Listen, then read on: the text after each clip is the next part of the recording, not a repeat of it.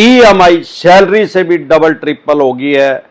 या आप कोई बिजनेस व्यापार काम धंधा करते हैं, आपका जितनी इनकम है उससे 3 से 4 गुना आपकी ईएमआई हो गई है, तो अब आप क्या कर सकते हैं? साथियों, आपके पास पैसे हैं तो इनके पैसे दे दें और मरे हिसाब को अपने गले से निकाल लें। नहीं पैसे हैं तो राहु केतु ग्रह तो क्या करेगा, दुनिया का कोई ग्रह धरती पे आगे आपका कुछ नहीं बिगाड़ सकता। और ये चवन्नी छाप तो सौदा ही कुछ नहीं है, इनका यमराज तो बैठा ही अमरदीप का अध्यात्म। साथियों, बहुत से आदमी हमारे पास ऐसे आते हैं, हमारे साथ हमारे क्लाइंट जुड़ते हैं, टेलीफोनिकली या पर्सनल मीटिंग करने के लिए भी आते हैं। मेजर है, कर्नल है, बहुत बड़ी बड़ी पोस्टों पे है, मिलिट्री में है, या वैसे भी बहुत बड़ी बड़ी पोस्टों पे है, बिजनेस व्यापार काम धंधा कर रहे हैं। जितनी उनकी सैलरी है उससे 4-4, 5-5 गुना, 500 टाइम, यानी किसी की 1 लाख रुपए इनकम है तो 4 लाख 5 लाख तक उसकी ईएमआई हो चुकी है। या आपकी किसी आदमी की 1 लाख रुपए इनकम है सैलरीड से या किसी बिजनेस से, वो 4-5 लाख रुपए ईएमआई हो चुकी है। अब बहुत से आदमी ये भी हमारे से टेलीफोनिकली एडवाइस लेते हैं कि सर बैंक एनबीएफसी कंपनी ने गलत किया है। भाई उसने लोन क्यों दिया जब हमारी सैलरी 1 लाख रुपए थी या हमारी इनकम 1 लाख रुपए कागजों में दिख रही थी? अरे भाई, इसमें कंपनी का कसूर नहीं है, हम फेक एडवाइस देते, डिसेंट एडवाइस देते हैं, इसमें आपका ही कसूर है। आपने क्यों लिया भाई? उसने दिया। अरे वो तो क्या देगा, 10वीं मंजिल से कूद मार जा तो मार जोगे क्या? लिया क्यों? ऐसे लोग फंस क्यों रहे हैं इस जाल में? 90% आदमी शेयर बाजार में नंगड़ होके इसमें आ रहे हैं, या क्रिप्टो करेंसी में या किसी भी अन्य तरह के जुए में। मैं तो शेयर बाजार को भी जुआ ही कहता हूं। क्यों? वाई? अरे कितने आदमी सक्सेसफुल हुए हैं इस काम में, कितने आदमियों ने पैसा कमाया है इसमें, उंगलियों पे गिन सकते हैं। मैंने तो एक आदमी का नाम पता भाई, राकेश झुंझुनवाला। उसके अलावा भी होंगे देश में कुछ, लेकिन उंगलियों पे गिन सकते हैं 10, 20, 50 बस मैक्सिमम। अब कितने करोड़ आदमी नंगड़ हुए? अरे 25 करोड़ से भी ज्यादा हमारे देश में लोग ये जुआ खेल रहे हैं, शेयर बाजार में पैसा लगा रहे हैं। तो फिर तो इसका मतलब अगर रेशो निकाले तो 1 करोड़ में से एक आदमी ने पैसे कमा लिए, 99,99,999 आदमियों ने पैसे घुसोड़ दिए। तो इससे बचें। और ये क्रिप्टो करेंसी और कई तरह के और जुए सट्टे चले हुए हैं, इनसे बचें। मैं तो जो हमारे पास आते हैं मैं उनको कहता हूं, भाई जितने पैसे अपने थे उनका ही सट्टा खेल लेंदा, उनका ही जुआ लगा लेंदा, उनको शेयर बाजार में लगा लेता, उनको क्रिप्टो करेंसी में लगा लेंदा।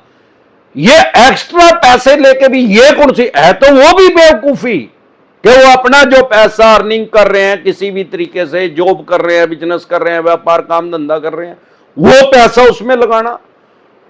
और ये महाबेवकूफी है कि लोन लेके भी उसमें पैसा लगाना। अरे लोन लेके यार पैसा किसी बिजनेस में लगाओ, व्यापार में लगाओ, काम धंधे में लगाओ। अब लोग कह रहे भाई शेयर बाजार में ट्रेडिंग में फायदा हो जाएगा। अभी हमारे साथ मैं जा रहा था पीछे कर्नाटक बेंगलुरु में, हमारे साथ जो हमारे क्लाइंट हमारे से मिले, उनकी भी यही सेम प्रॉब्लम थी जो भी मैं आपको बता रहा हूं। अभी मैं उनका नाम डिस्क्लोज नहीं करूंगा, देख रहे होंगे तो वो समझ भी जाएंगे। उनको भी मैंने यही बोला है कि भाई इसको शेयर बाजार को छोड़ दे। अब उनके पास सिर्फ आज की डेट में 2.5 करोड़ रुपए के करीब बचे हुए हैं। पहले उनका लोन था 82 करोड़ रुपए का, 82 CR का। अब सिर्फ 2.5 करोड़ रुपए बचे हुए। अब वो क्या कर रहे हैं? शेयर बाजार में लगा रहे हैं उसको।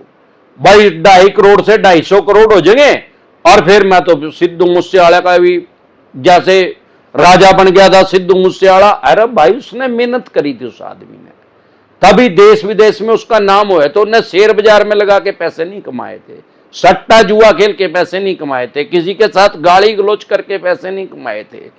अब वो सोच रहा है मैं 250 करोड़ रुपए कमा लूंगा और फिर मैं दोबारा फैक्ट्री कारखाना खड़ा कर दूंगा। मैंने उसको समझाया भाई ये 2.5 करोड़ रुपए भी बढ़ जाएंगे इसमें, मुंडा 5 लगाएगा, मुंडा 6 आ जाएगी। अरे आप एक बात समझो, भाई ये जो इतने रिच आदमी है, अपने देश के ही लगा लो, अंबानी है, अडानी है, टाटा साहब है, ये क्या शेयर बाजार में पैसा लगाते हैं क्या? अगर आप इतने शाणे हैं तो वो भी आपसे भी ज्यादा क्लेवर, आपसे भी ज्यादा शाणे हैं। अगर 2.5 करोड़ के 250 करोड़ बन सकते हो, 100 करोड़ रुपए एक्स्ट्रा, तो आप जैसे 4-5 लाख आदमियों को नौकर लगा लेगा वो, और सबको 2.5 करोड़ रुपए दे देगा या 5-5 करोड़ रुपए दे देगा। क्या देगा भाई, 500 करोड़ रुपए करके मेरे को दे दो और आपकी सैलरी 10 करोड़ रुपए महीना है, तो आपको अपना पैसा लगाने की जरूरत ही नहीं। तो वो क्यों फैक्ट्री कारखाना लगा रहे हैं, क्यों अलग अलग तरह के बिजनेस कर रहे हैं, क्यों मोबाइल के सर्विस प्रोवाइड करवा रहे हैं, जियो खोल रहे हैं, पेट्रोल पंप लगवा रहे हैं लोगों के, अन्य 50 तरह के रिफाइनरी खोल रहे हैं, कपड़े का काम कर रहे हैं, और अन्य 50 तरह के एयरपोर्ट ले रहे हैं ठेके पे, और अन्य 50 तरह के काम कर रहे हैं। तो क्या वो बेवकूफ है क्या? आप उनसे ज्यादा समझदार होगा भाई, उसमें पैसे अगर उससे ही कमाई होती हो तो उनको क्या जरूरत है फैक्ट्री कारखाने लगाने की? अरे वो तो पहले लाखों करोड़ रुपया लगा लेके बैठे हैं, वो लाखों करोड़ रुपया शेयर बाजार में लगा देंगे और वो अरबों करोड़ रुपए हो जाएगा, मतलब सारी दुनिया का पैसा उनके पास चला जाएगा। जब ये बात समझ में आ जाएगी तो आदमी किसी भी तरह के जुए में पैसा नहीं लगाता। सबसे खतरनाक शौक दुनिया का जुआ खेलना है बस। अरे कोई दारू पिएगा, दप्पे पिएगा, बीड़ी पिएगा, सिगरेट पिएगा, स्मैक पिएगा, गांजा पिएगा, अफीम खाएगा, कितने की खा लेगा? एक लिमिट तो है यार उसकी। कितने की कोई आदमी शराब कितने की पी लेगा? 1,000 की, 2,000 की, 5,000 की, 5 स्टार में जाकर 10,000 की, 15 की, 25 की, बस। अबे जितनी मर्जी महंगी दारू हो, 25,000 की कोई नहीं पी सकता। 15,000 की पी ली तो लिमिट होगी भाई। एक आदमी अपने 15,000 रुपए मैक्सिमम खराब कर सकता है। और इसमें जुए में अरे 15 करोड़ कर दे, 150 करोड़ कर दे, 1500 करोड़ कर दे, 15,000 करोड़ कर दे यार, जितने मर्जी अरबों रुपए इसमें एक बार में खराब कर ले। तो यह सबसे खतरनाक शौक है, इसके ट्रैप से बचे। इसका लालच हमेशा बुरा है और हमेशा बुरी हालत हो जाती है लोगों की। अब सवाल यह आता है कि कंपनी ने क्यों दिया? अरे भाई साहब आपने क्यों लिया? अब सवाल वो नहीं है कि उसने क्यों दिया, आपने क्यों लिया। अरे जो होना था वो हो गया। बीती ताही बिसार दे, आगे की सुध ले। इस चक्कर में फंस के लोग अब सुसाइड कर रहे हैं, आत्महत्या की कगार पे पहुंच चुके हैं। अब मैं उनको यह समझाता हूं भाई चलो फाइनेंशियल डेथ तो आपकी हो ही गई है, अब आपसे पैसा नहीं दिया जा रहा तो स्वाभाविक बात है कि नेचुरल है कि अब आपसे पैसा तो दिया नहीं जा रहा, अब आपसे आपका सिविल खराब हो गया होगा। आप बिजनेस व्यापार काम धंधा करते हैं, फ्यूचर में अभी आपको 3-4 साल तक कोई लोन नहीं मिलेगा। ऐसा नहीं है कि लाइफ टाइम तक नहीं मिलेगा, 3-4 साल तक नहीं मिलेगा। और उसके बाद कोई सिक्योर लोन ले लेना, उसको टाइमली भर देना 1 साल के लिए, दोबारा फिर 1 साल के लिए ले लेना, उसको टाइमली भर देना, फिर आपको इजिली लोन मिल जाएगा। अब सवाल यह आता है कि इनके पैसे कहां से दे? लोगों को इतने ज्यादा साइकोलॉजिकल प्रेशर में लिया जा रहा है, इतने ज्यादा मनोवैज्ञानिक दबाव के अंदर लिया जा रहा है कि उन्होंने बहुत बड़ा कोई क्राइम कर दिया। अरे लोन की EMI डिफॉल्ट होना क्राइम में कंसीडर नहीं होता, अपराध की श्रेणी में नहीं आता। सारे देश के किसी थाने, पुलिस स्टेशन, चौकी में आपके खिलाफ FIR लॉन्च नहीं हो सकती, आपका पर्चा दर्ज नहीं हो सकता EMI डिफॉल्ट होने में।